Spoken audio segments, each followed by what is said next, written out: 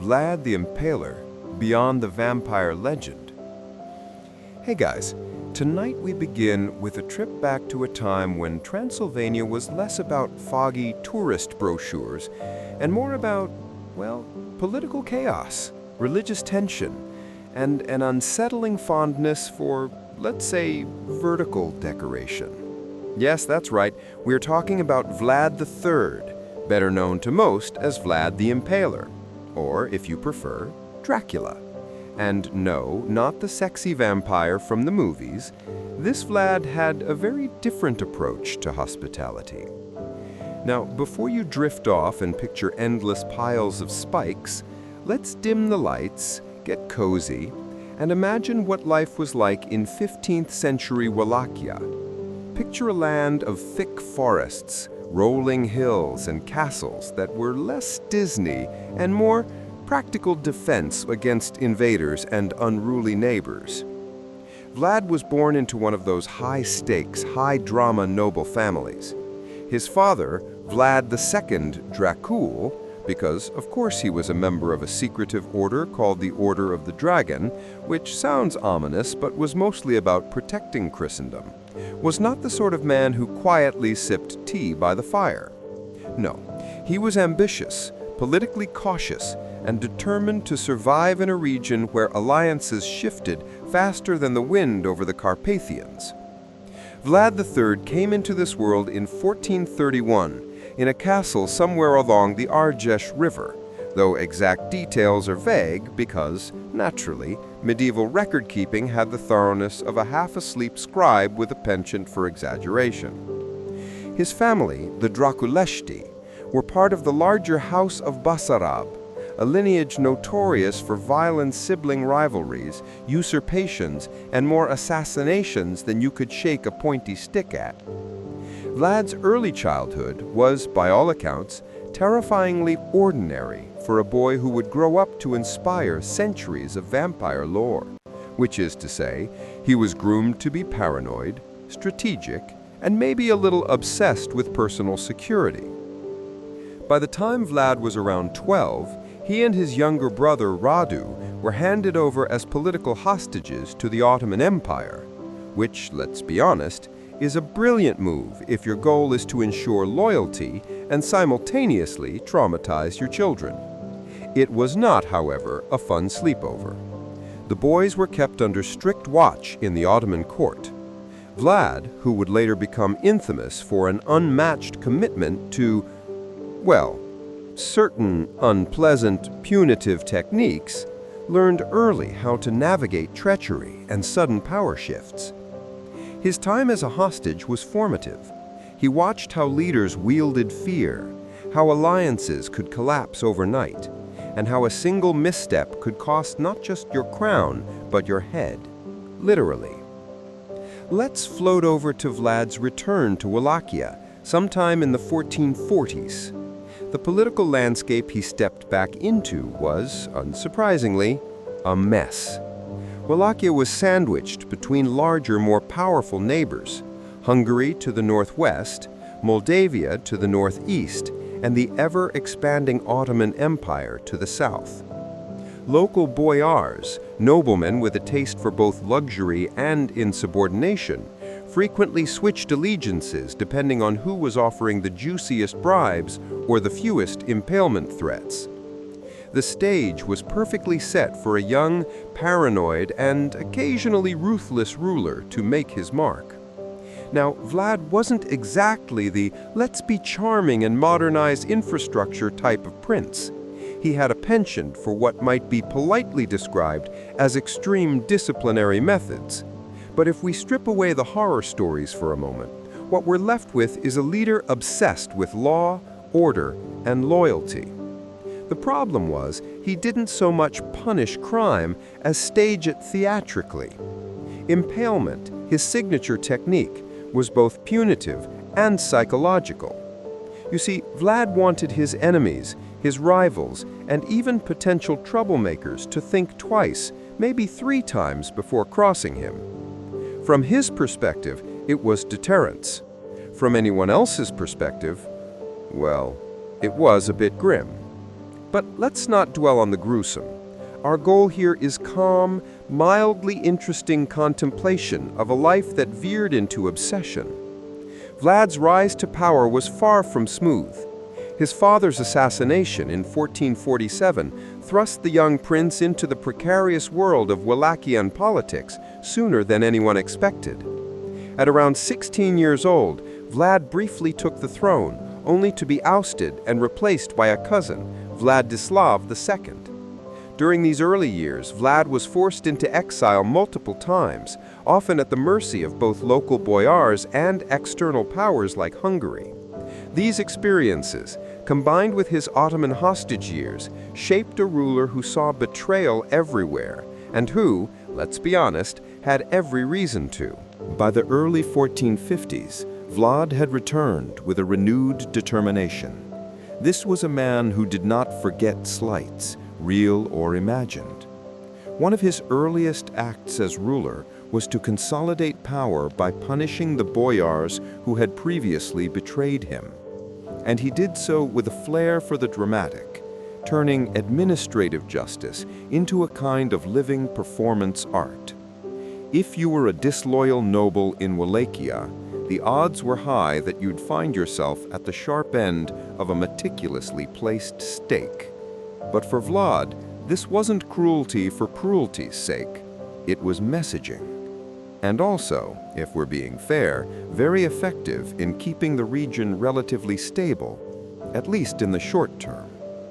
Now, Vlad's reputation in history books often overshadows the more mundane aspects of his rule, which were not particularly different from other princes of the time. He levied taxes, enforced laws, and occasionally negotiated with neighboring powers. But the human brain, it seems, prefers to remember spikes. And spikes Vlad had. Lots of spikes. Forests of them, really. Impalement was his hallmark, but he also utilized other forms of punishment: mutilation, imprisonment, and the occasional highly theatrical public execution. For his contemporaries, this wasn't merely spectacle. It was a practical demonstration that rebellion had consequences, usually the kind you'd notice before breakfast. Floating gently over to another layer of Vlad's life, family and domestic affairs. He married, naturally, and had children, though details are sparse. His family life seems to have been relatively conventional, especially compared to his political life. Letters from the period suggest a man who, despite his obsession with order and control, cared for his household in practical ways. Of course, practical, in a medieval context, can mean things like ensuring sufficient food stores, adequate fortifications, and a household militia, rather than, say, cozy family dinners. But still, it's worth noting Vlad wasn't entirely consumed by politics and impalement. Somewhere beneath the armor, he was, perhaps, a man who enjoyed quiet evenings with his family, or at least tolerated their company. A fascinating aspect of Vlad's story, and one that often gets glossed over in vampire-obsessed retellings, is his strategic genius. Wallachia was not a large or particularly powerful state, yet Vlad consistently navigated between larger empires, using both diplomacy and intimidation to maintain autonomy. He played Hungary and the Ottoman Empire against each other, carefully timed alliances, and executed calculated military campaigns. His campaigns weren't about glory, they were about survival. Every decision, from fortifying castles to punishing boyars, had the subtle logic of a man who had spent much of his life watching, learning, and anticipating betrayal. And yet, despite all this strategy, history remembers Vlad primarily for the horror stories, which is understandable because medieval chroniclers had a penchant for exaggeration, especially when foreigners were involved.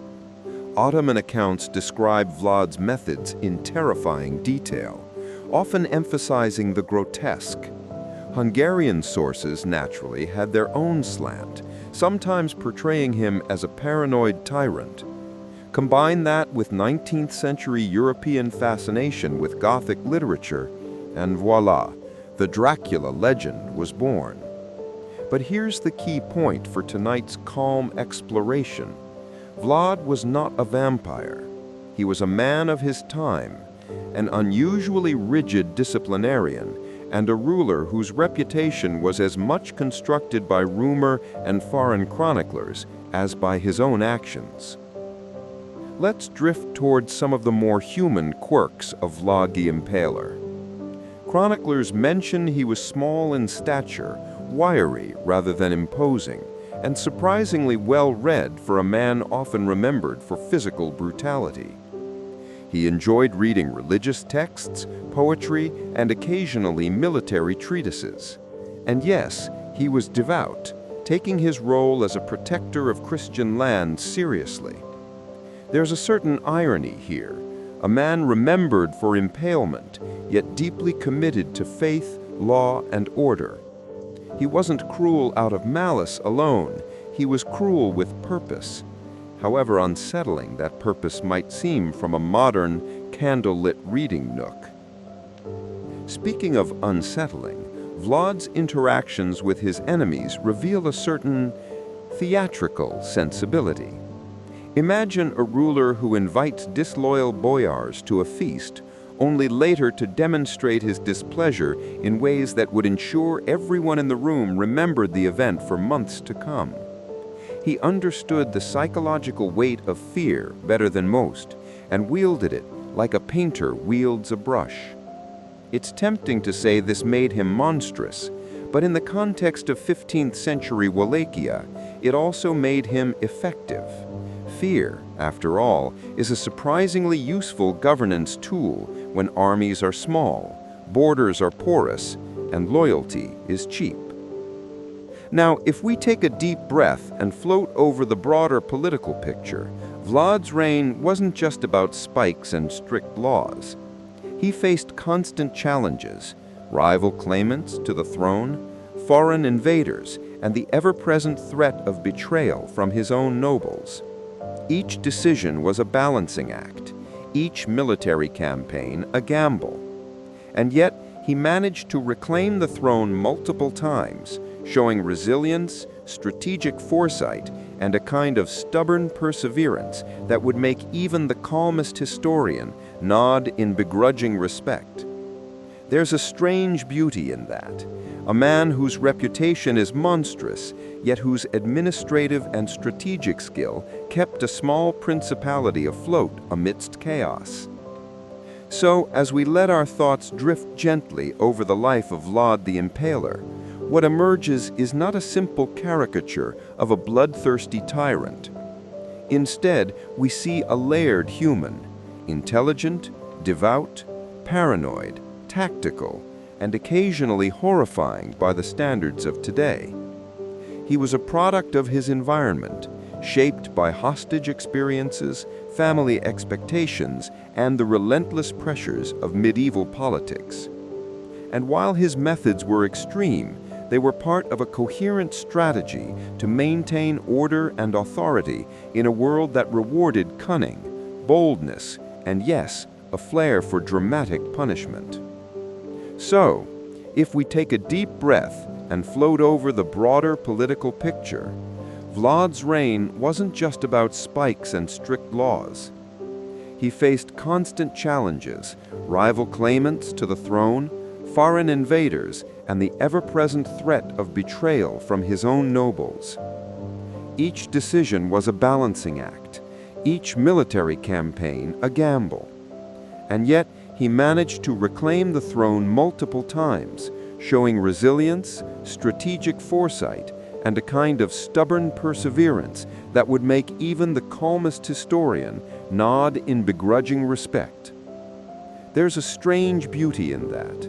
A man whose reputation is monstrous, yet whose administrative and strategic skill kept a small principality afloat amidst chaos.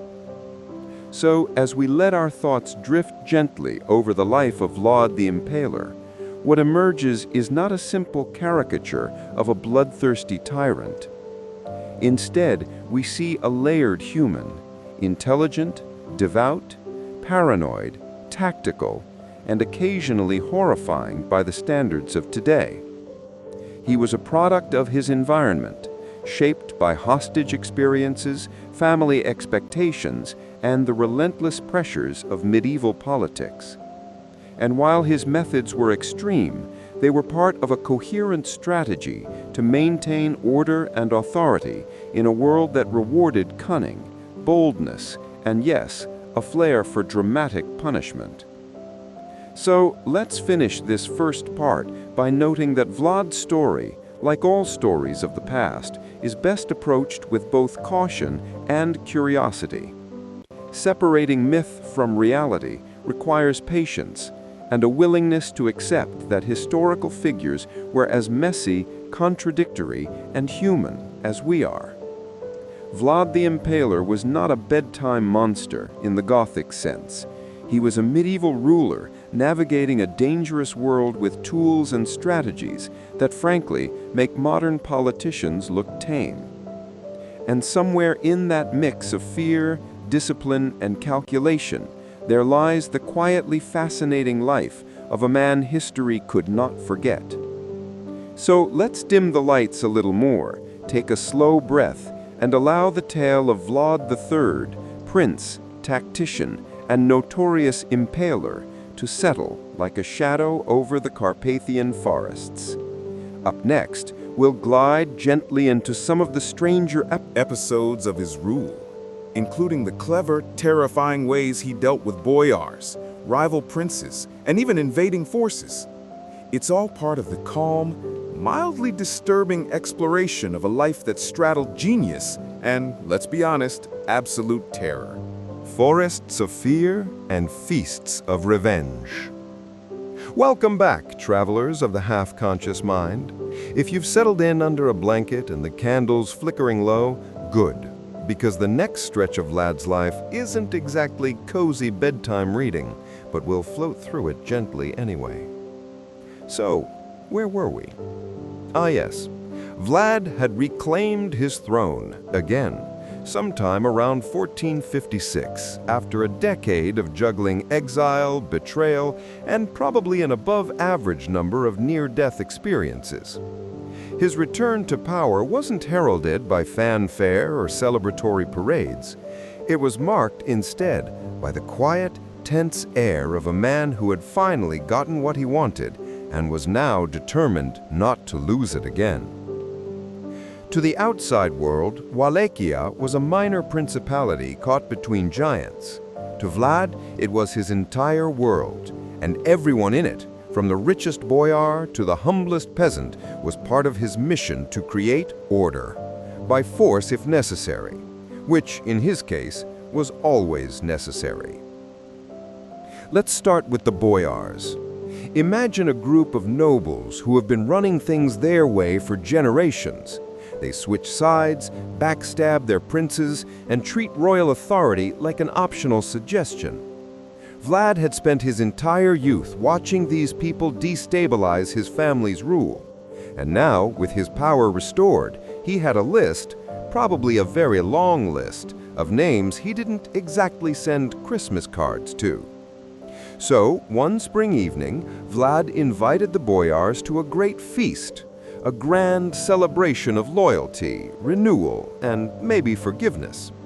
The nobles came dressed in fine silks, probably expecting polite toasts and a few tedious speeches.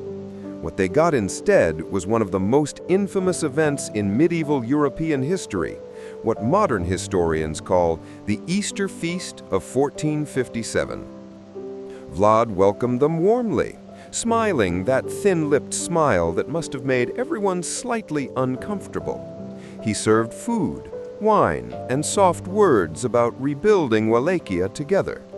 Then, as the evening wound down and everyone was pleasantly full, he casually asked a simple question. "How many princes have you lived under?" The boyars, unsuspecting, answered truthfully. Some said 10, others 12, maybe more. Vlad nodded. "Ah, so that's how long you've been betraying my family." And just like that, the pleasant evening took a turn. Accounts vary. Some say the old boyars were executed on the spot. Others say they were marched, still in their fancy clothes, out of the hall and sent on a long journey north, forced to build Vlad's new fortress at Ponari.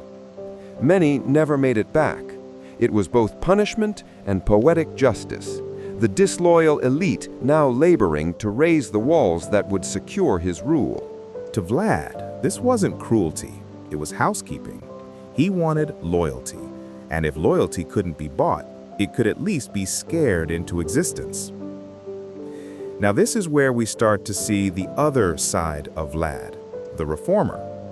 Beneath the grim exterior and dramatic punishments, he was oddly obsessed with civic order.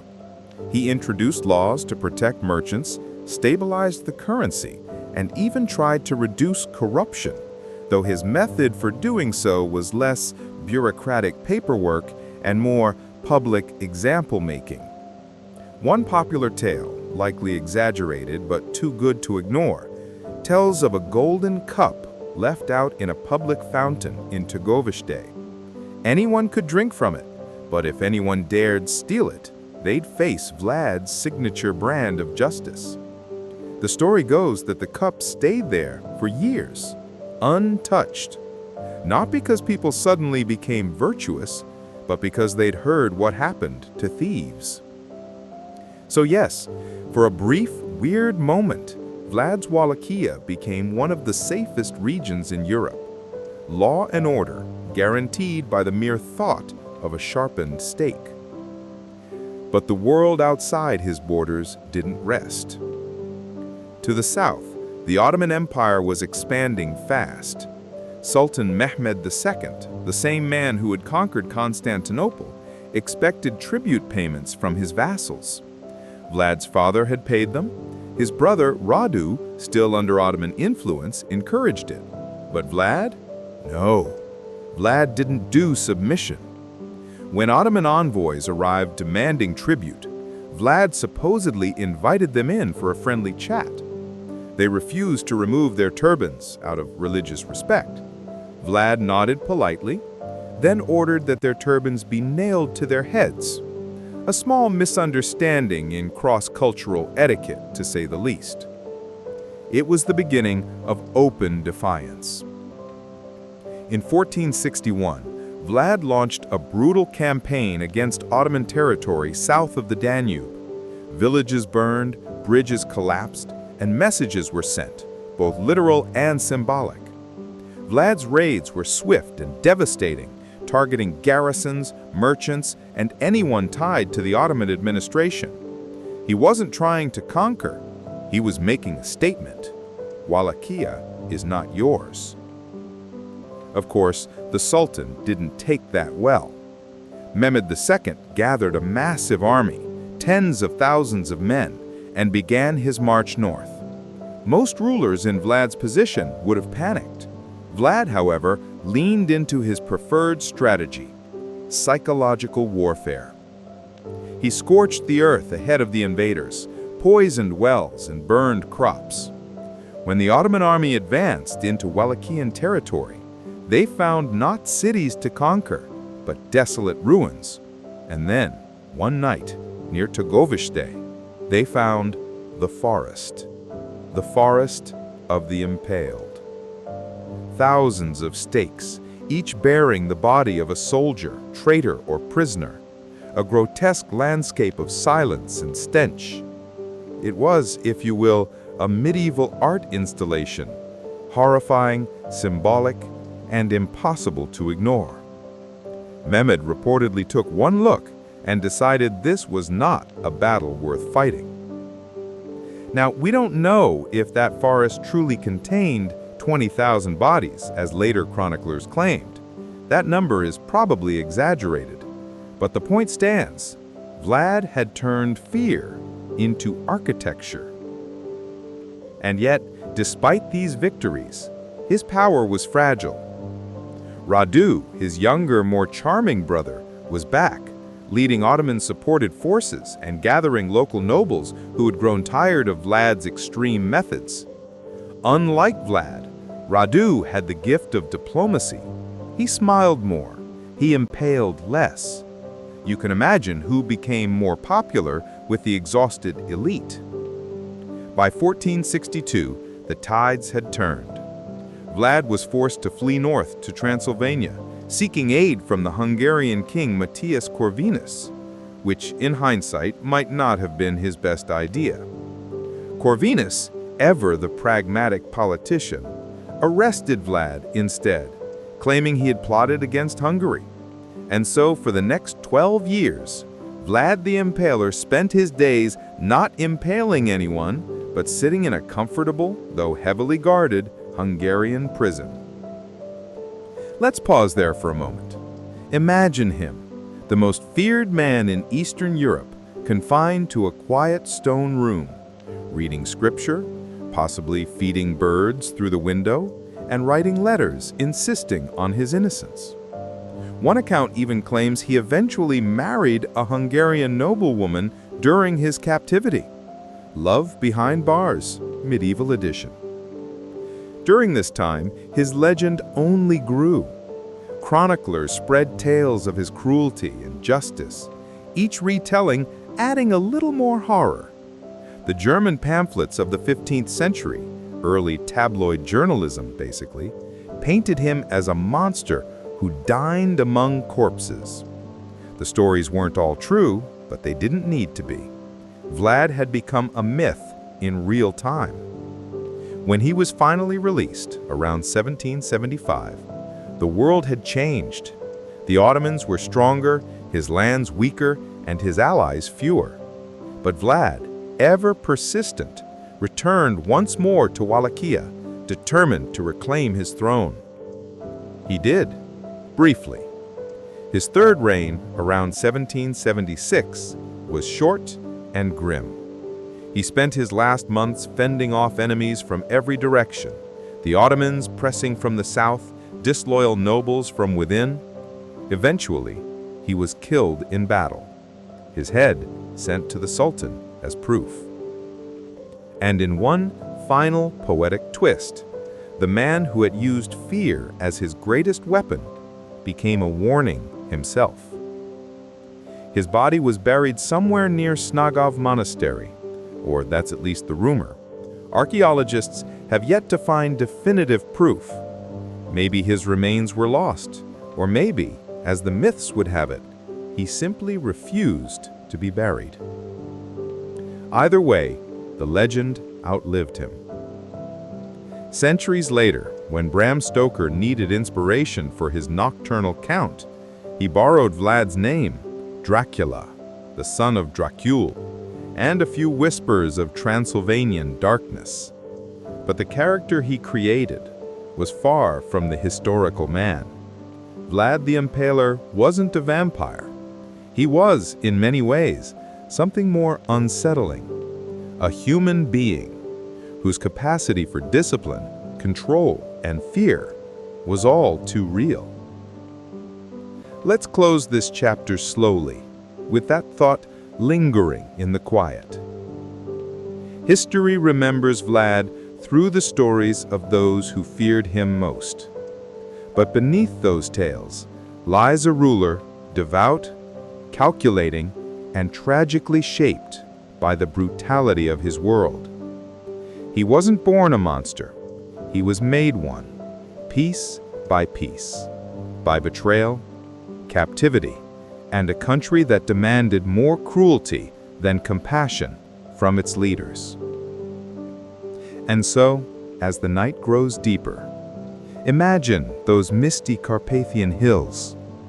Somewhere out there, in the soft dark, stands a crumbling fortress and the faint echo of a man whose life blurred the line between legend and nightmare, and who, in the end, just wanted to keep his throne. Because in Wallachia, you didn't survive by being kind. You survived by being feared. The Birth of a Monster and a bestseller.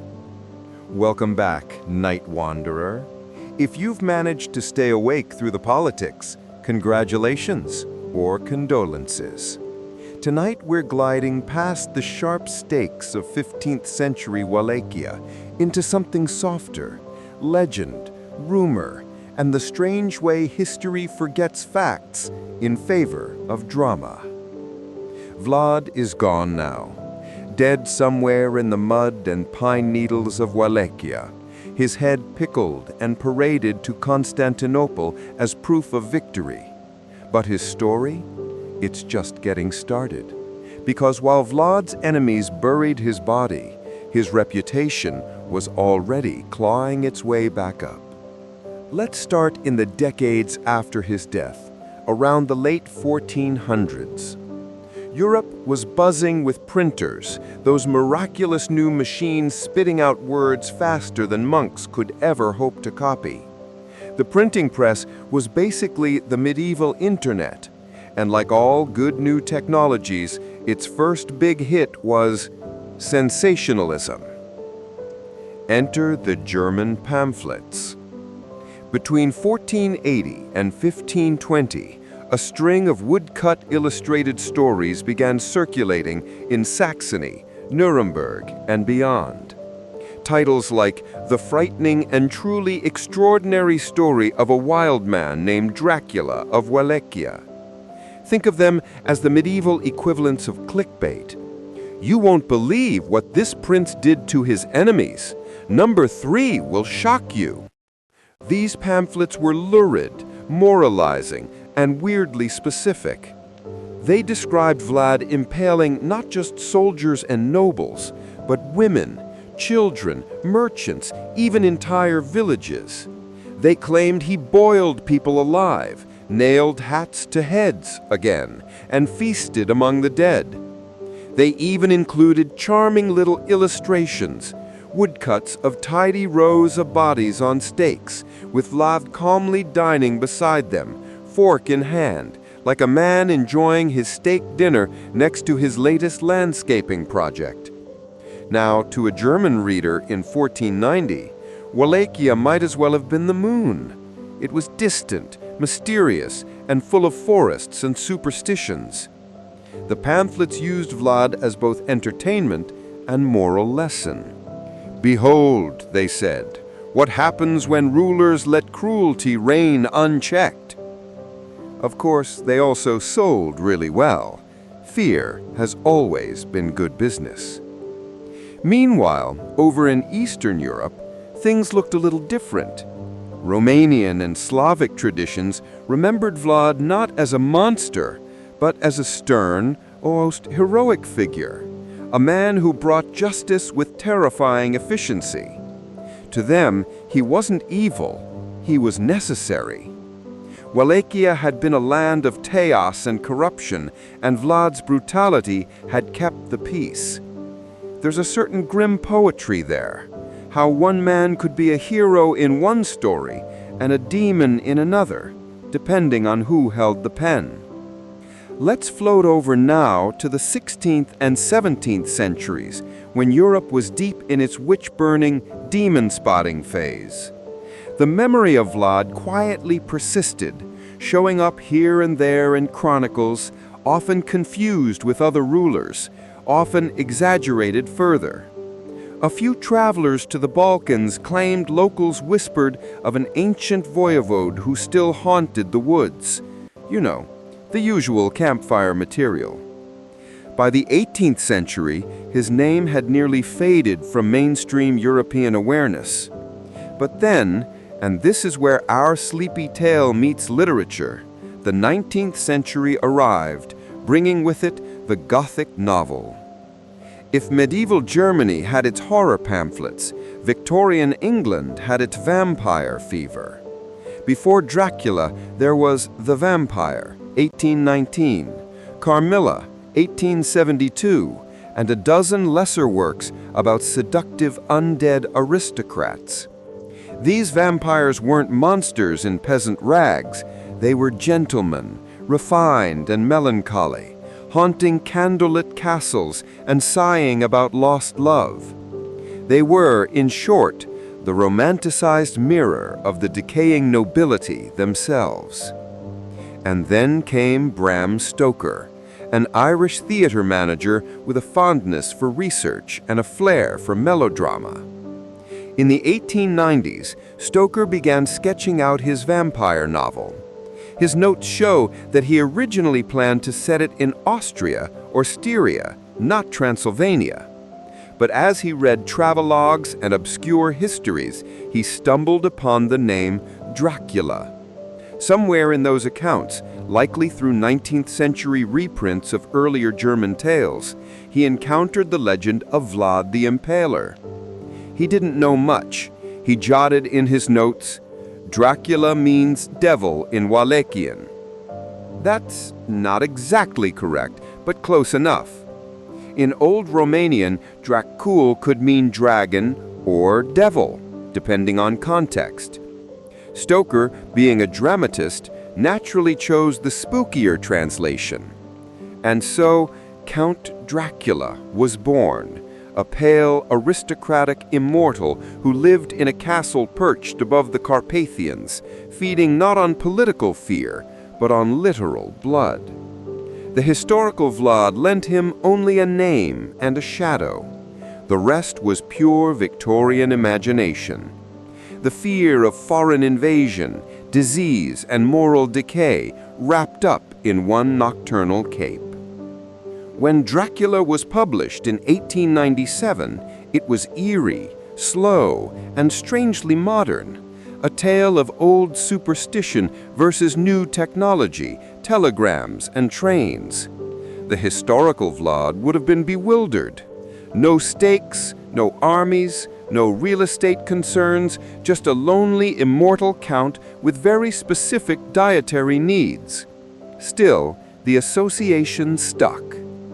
By the early 20th century, thanks to stage adaptations and eventually film, the name Dracula no longer meant a 15th century Wallachian prince. It meant the vampire. The two had fused forever. It's an odd kind of immortality. The real Vlad fought his whole life to preserve his legacy, his land, his name. He wanted to be remembered as a strong ruler, a defender of faith.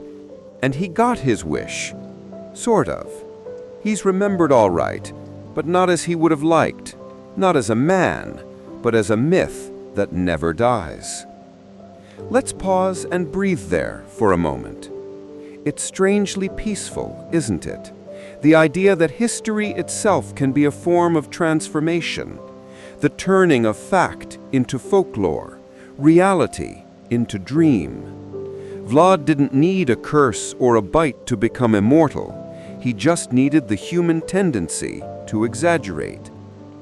If we listen carefully, across 5 centuries of retelling, we can still hear faint echoes of the real man beneath the monster. The cautious strategist, the hostage child, the ruler who feared betrayal more than anything. Every new version of his story smooths those edges away until only the caricature remains. But maybe that's what he'd want. A legacy so terrifying no one dares look too closely. Now, while the Western world turned Vlad into Dracula, in Romania he lingered as something stranger. Not a villain, not exactly a hero, but a symbol of iron justice. Folktales told of his uncanny sense of fairness, his refusal to tolerate lies. One popular legend says that a merchant once complained of being robbed on Vlad's roads. Vlad found the thief, punished him severely, and returned the goods.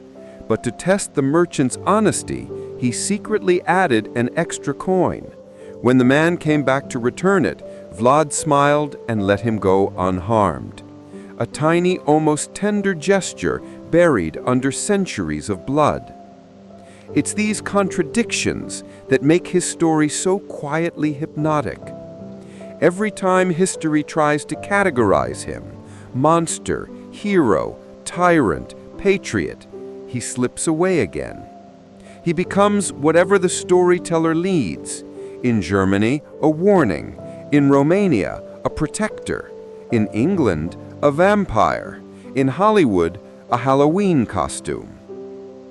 He's a ruler who became folklore, and then folklore that became industry.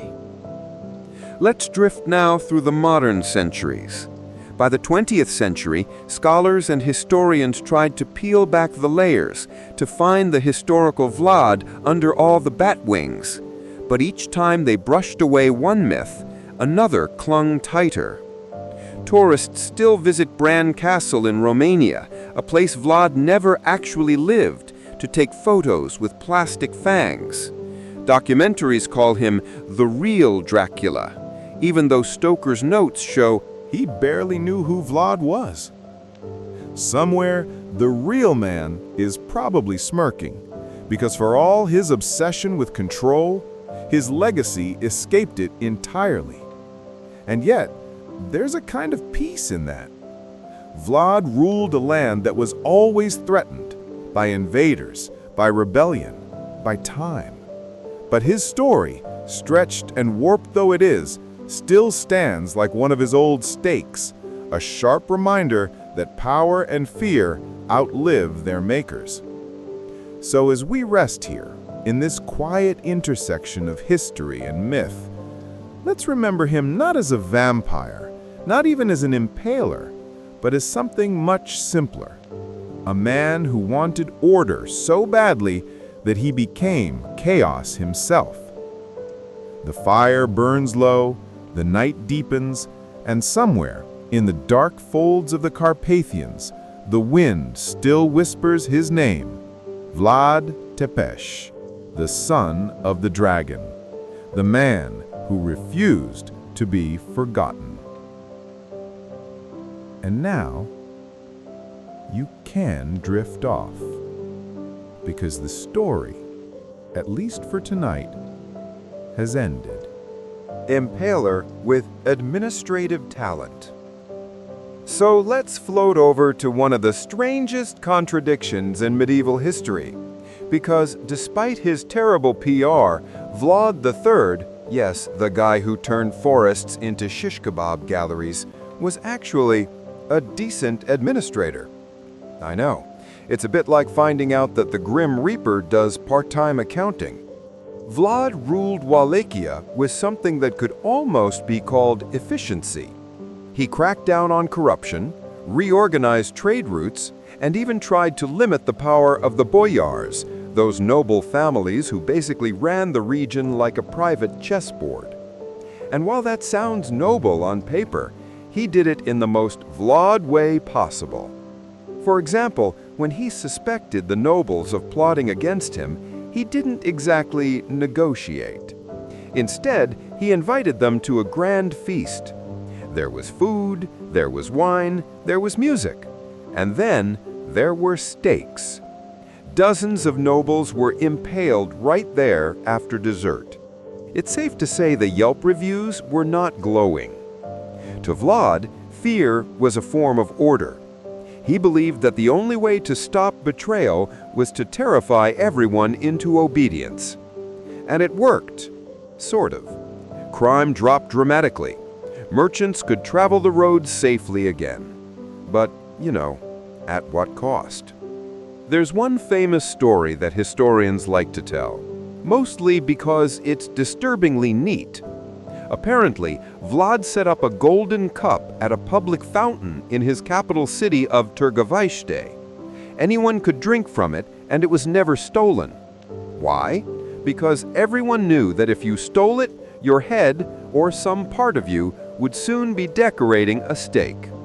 So yes, Vlad may have been a bit of a psychopath, but he was also a functional one. Wallachia became cleaner, safer, and eerily quiet. Even neighboring kingdoms, Hungary, Moldavia, Transylvania, noticed. They thought he was effective. Terrifying, but effective. Of course, not everyone loved that kind of order. The boyars who survived his earlier dinner parties never forgave him. The church wasn't thrilled either, considering Vlad's favorite hobby wasn't exactly Christian charity. And then there were the Ottomans. Ah yes, the giant empire next door. Because nothing says stability like poking an empire in the eye with a sharpened stick. The Ottoman problem and a forest of stakes. Now, you'd think, after being held hostage by the Ottomans as a kid, Vlad might want to keep things diplomatic. You know, maybe avoid irritating the superpower that could flatten your country like a pancake. But nope, he doubled down. See, Wallachia was technically a vassal state under the Ottomans. That meant paying tribute every year. But Vlad, being Vlad, decided to stop paying. Because apparently, financial responsibility wasn't his strong suit. When the Ottoman envoys came to demand payment, he didn't just refuse. He decided to make an example. The story goes that when the Ottoman ambassadors didn't remove their turbans in his presence, a cultural difference Vlad interpreted as disrespect, he ordered their turbans nailed to their heads. Diplomacy, Wallachian edition. Naturally, the Sultan, Mehmed II, the same one who took Constantinople, was not amused. So he sent an army. Now, most rulers would panic. They'd call for reinforcements, plead for peace, or at least consider moving to a less impale-prone hobby. But Vlad? He saw an opportunity for art. He launched a brutal campaign of guerrilla warfare against the invading Ottoman forces. And when Mehmed's army marched deeper into Wallachia, they found something unforgettable. A forest of impaled bodies. Thousands of corpses lining the road for miles. Ottoman soldiers, criminals, captured enemies, even a few unlucky villagers. It was psychological warfare at its most medieval. When the Sultan himself saw this grotesque installation, he supposedly turned his army around.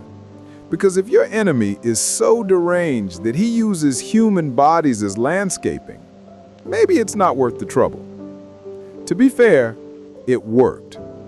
Vlad's tactic terrified everyone, but it also ruined his reputation permanently. Foreign chroniclers began to write about the Impaler Prince, and their accounts, whether exaggerated or not, spread across Europe like wildfire. Vlad became both monster and myth centuries before the vampire stories ever began. The fall and the beginning of a legend. But history has a bad habit of recycling irony. For all his efforts to hold Wallachia together, Vlad's enemies didn't come from far away. They came from inside his own borders. The boyars he hadn't killed yet finally had enough. And when the Hungarian king Matthias Corvinus decided to meddle in Wallachian politics, things got even worse. He captured Vlad and imprisoned him in Hungary. He spent nearly a decade locked away. And while he wasn't exactly in a dungeon pit, more like a bored noble under polite arrest, it was humiliating. Imagine having been a terror of nations, now just pacing in a castle courtyard, surrounded by guards who flinched every time you picked up a stick. But the weird part, even in captivity, Vlad kept his reputation alive. There's a story that he caught mice in his cell and impaled them on tiny sticks. Cute, if it weren't so Vlad. When he was finally released, he briefly reclaimed the Wallachian throne, but it didn't last. In 1476, he was killed in battle, probably decapitated, though no one's really sure where his body ended up. The Ottomans allegedly sent his head to Constantinople, preserved in honey, as proof. And that, supposedly, was the end of Vlad the Impaler. Except, it wasn't. From impaler to vampire. A few centuries later, Bram Stoker was browsing old Transylvanian lore while writing a spooky novel. He came across stories of a ruthless Wallachian prince named Dracula, literally son of the dragon. It sounded exotic, dark, and ominous, perfect for Gothic fiction. Stoker's Dracula wasn't Vlad in any historical sense, but the reputation stuck. The Impaler became immortal, not through bloodshed, but through bedtime reading. And now, centuries later, we remember Vlad less as a prince who terrorized the Balkans and more as a literary monster who slept in a coffin and avoided garlic. Kind of poetic, really. Because in the end, Vlad III wanted to be remembered as a strong ruler who brought order to chaos. He is remembered, just maybe not the way he hoped. So tonight, as we close this sleepy descent into medieval mayhem, just remember, sometimes the monsters in bedtime stories were real people first. They just had very strange ideas about home decor. The afterlife of a reputation. So, Vlad was gone. Sword in the dirt, crown lost, head shipped off in a jar. But his reputation? That was only getting started. Because, as it turns out, Europe absolutely loved a good horror story. And what's better bedtime reading for a 15th century monk than an account of a deranged prince who impaled his guests? Soon after his death, pamphlets started circulating across the continent, especially in the German states. They were basically medieval tabloids. Woodcut illustrations of Vlad sitting at dinner while surrounded by forests of skewered bodies. Titles like The Frightful and Truly Extraordinary Story of a Tyrant Named Dracula. Catchy, right? These were the viral posts of the 1400s. Printed using Gutenberg's brand new press, they spread faster than gossip at a royal banquet. And like all gossip, the stories got creative. In one, Vlad boiled people alive. In another, he cut off limbs for fun. In yet another, he supposedly drank the blood of his victims. None of it was proven. Most of it was probably exaggerated. But accuracy was never the point. Entertainment was. And Vlad, whether he liked it or not, became the poster boy for medieval cruelty. The Eastern Europeans saw him as a strong ruler who defended his homeland. The Western Europeans saw him as an unholy monster. And somewhere between those two opinions, a legend began to form. The blood myths begin.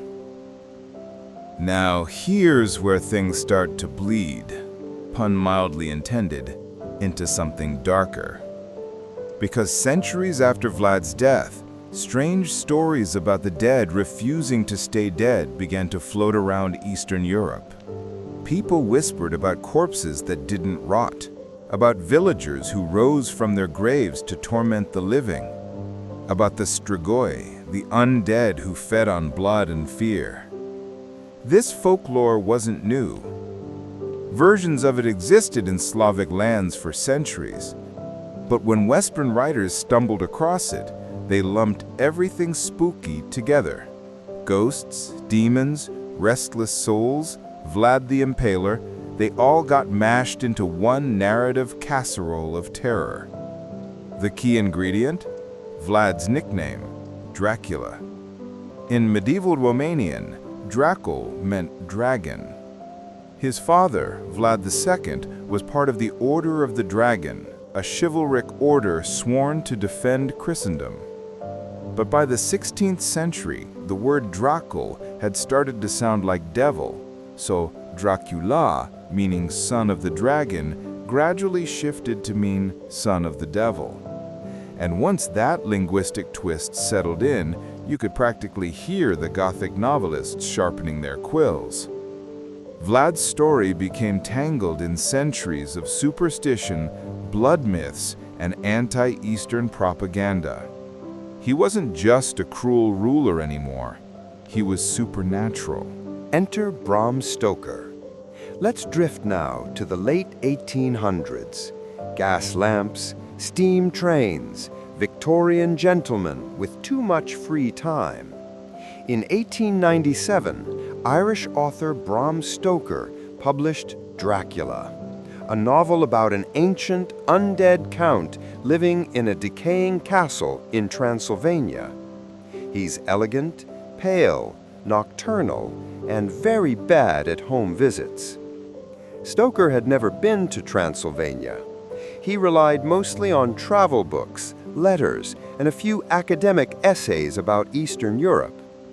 One of those essays mentioned a historical figure named Vlad Dracula, a cruel but patriotic prince from Wallachia. That was all Stoker needed. He borrowed the name, he borrowed the setting, and then he stitched together a vampire myth using fragments of folklore, pseudo-history, and pure imagination. The Count in Dracula isn't really Vlad the Impaler. He's not a nationalist, a ruler, or even Romanian in personality. He's more of a Gothic symbol, a walking metaphor for corruption, decay, and foreign fears invading prim Victorian London. But still, that name stuck, and overnight, a long-dead Wallachian warlord became a pop culture immortal. Dracula the brand. Fast forward a few decades, and suddenly Vlad's reputation had a new set of fangs. 1922, Nosferatu, an unauthorized German film adaptation of Dracula. The producers changed the name to Count Orlok so they wouldn't get sued. They got sued anyway. 1931, Bela Lugosi. Black cape, widow's peak, thick accent. You have the children of the night. What music they make. That's when Dracula stopped being a warlord and became the vampire. Then came Hammer films in the 1950s and 60s. Christopher Lee dripping with charisma and fake blood. Then Castlevania, Hotel Transylvania, and about 1,000 Halloween costumes. Somewhere along the way, Vlad III, Prince of Wallachia, scourge of the Ottomans, was reduced to a cape, some fangs, and a bad Transylvanian accent. If there's an afterlife, he's probably still frowning about that. But in a strange way, his legacy worked. He wanted to be feared, and centuries later, he's still haunting bedtime stories. Vlad's modern resurrection. Today, Romania has a complicated relationship with its most famous son. Tourists come for Dracula, but historians come for Vlad. And the Romanians themselves? They're torn between pride and embarrassment. Because while he did commit, well, a few thousand casual impalings, he's also remembered for standing up to the Ottoman Empire when few others dared. He's viewed as a symbol of national defense. Brutal, yes, but patriotic. It's like trying to celebrate a local hero who also happened to be the inventor of psychological warfare. In modern Romania, you can visit Bran Castle, the so-called Dracula's castle. It's picturesque, perched on a cliff, full of souvenir shops and questionable vampire merch. Except, Vlad probably never lived there.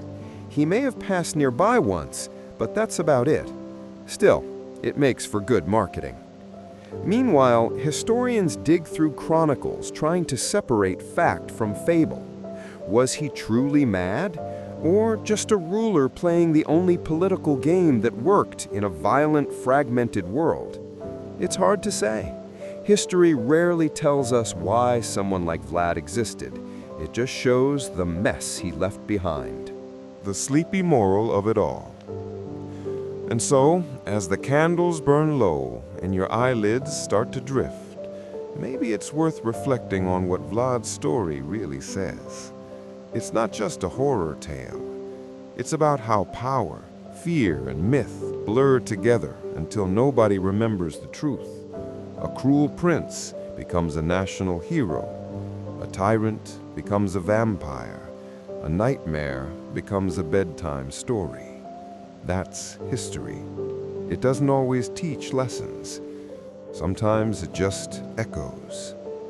So tonight, we close the coffin lid on Vlad III, warrior, impaler, administrator, myth. He wanted to make Wallachia obey. Instead, he made the world remember. Sleep well, and if you hear a creak in the dark, don't worry. It's probably just history trying to get comfortable. How Vlad became Hollywood royalty. Let's drift now into the age of cameras, popcorn, and too many sequels. Because Vlad the Impaler, once a regional footnote in dusty chronicles, was about to become a full-blown cinematic superstar. When Dracula hit the silver screen in 1931, something clicked. Audiences weren't just watching a monster, they were watching aristocracy gone wrong. An ancient nobleman living in a crumbling castle, feeding on the living to preserve his power. It was Gothic horror, but also social commentary. And under the dim light of early cinema, the echoes of Vlad III, Prince of Wallachia, were faintly visible. The real man impaled bodies to inspire fear. The fictional one drained them of blood. Both were parasites in their own way, symbols of control, dominance, and decay. And Hollywood loved that formula. Dracula became shorthand for old money evil. Every villain with an accent and a cape owed him something. But here's the funny part. The movie studio never mentioned Vlad the Impaler. They didn't have to. By then, the two names, Vlad and Dracula, were welded together in the public imagination.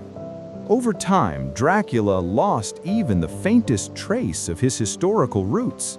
He became sleek, seductive, almost romantic. Far cry from a 15th century warlord who smelled of mud, sweat, and moral decay. Still, if Vlad were watching from the great beyond, you have to imagine him rolling his eyes. Immortal fame, he might mutter.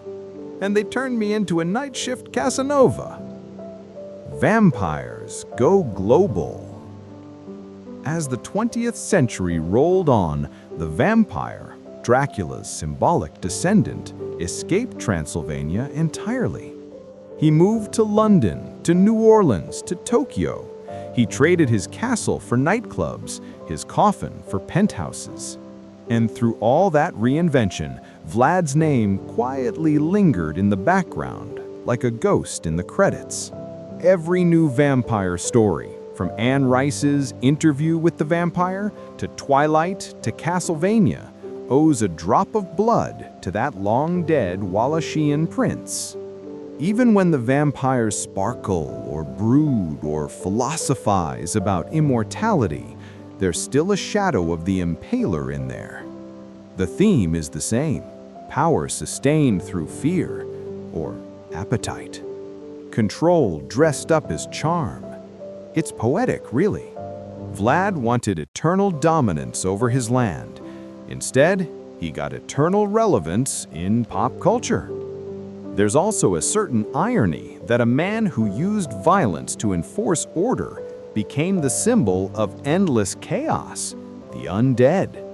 He was obsessed with purity and control, and now he lives forever through stories that refuse to die. Somewhere, a history professor just sighed. Meanwhile, in Wallachia, let's float back for a moment to the land that started it all, modern-day Romania. The Romanian perspective on Vlad is nuanced.